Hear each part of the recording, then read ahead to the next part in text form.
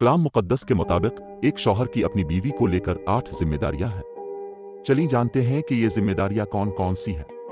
Number 1, एक शौहर को अपनी बीवी के साथ बगैर किसी मतलब के प्यार करना चाहिए। अफिसियों 5 बाब 25 आयत के मुताबिक। नंबर 2, अपनी बीवी की इज्जत करें।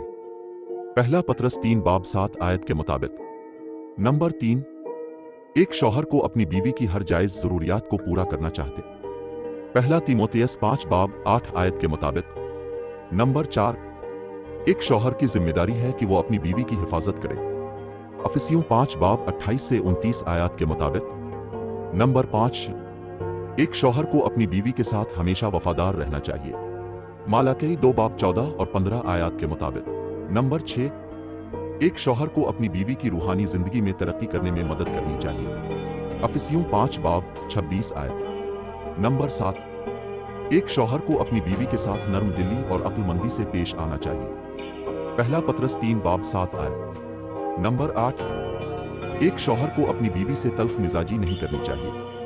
कलसियों 3 बाब 19 आयत। अगर ये वीडियो अच्छी लगी तो अपने शौहर के साथ शेयर करना ना भूलें।